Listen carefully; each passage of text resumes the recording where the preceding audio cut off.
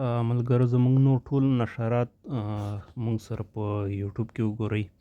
نو دغه باراني خان چې ښکاري دغه تاسو ووایي زموږ یوټیوب ته به ننوځئ او مکمل معلومات دلته غټې ویډیو کتلی شئ. همدارنګه حدیثونه او دغه رنګې موږ ټول دغه ویډیو درجه بندي کړي دي.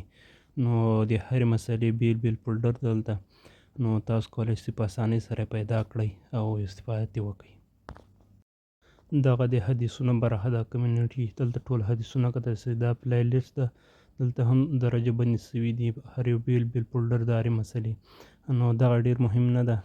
نو له دې څخه دغه مهم پاډکاسټ ده، دغه کې موږ ټول فولډر کړي دي مسایل، مثلا د هر یو مسئلې بیل فولډر معلوم ده، یعنې بېلابېل مسایل فولډر کړي. یو سل اویا ویډیو پکې پورته کړي، دا ګوره تاسو یعنې. نو دغسې موږ ټول ترتیب کړي دي. نو راشئ موږ سره ملګري سئ او زموږ دغه مسایل تر نورو مسلمانانو ورسوئ تر څو هر یو ترې مستفید شي. مکمل د هر شي ویډیو شته، د هر مسایل په تفصیل سره مفتي صاحبانو لخوا ځواب شوي دي. نو دغه ټول ویډیوګانې زموږ تقریبا 409 ویډیو تر دې مهاله جای کړي او مسایل که نه ځواب شوي مسایل ټول.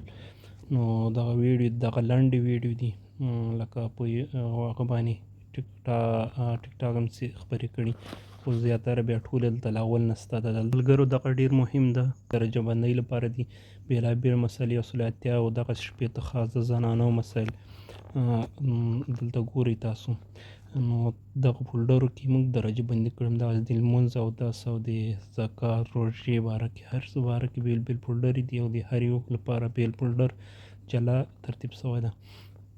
نو همداسې د قرآن کریم 30مه سپاره دغه حفظ که نه دغه شروع کړم د له خیره ذاتي ختمه ده، بیا 29مه دغسې ترتیبوو په خیر سره. نو راسئ زموږ یوټیوب چینل ته او زموږ مسایل تر نورو مسلمانانو ورسئ. بیا دغسې تاسو کولی شئ موږ مسایل ټول په یو دم هم دغه شیر کړئ یا ښکته یې کړئ، ډاونلوډ یې کړئ. نو اسانه طریقه باندې همدغسې حدیثونه تقریبا 400 ته هم رسولي. نو دغه تصویري بڼه دي، نو حدیثونه بیا دغلته کتلی شئ. مننه، ښه وخت ولرئ. السلام علیکم.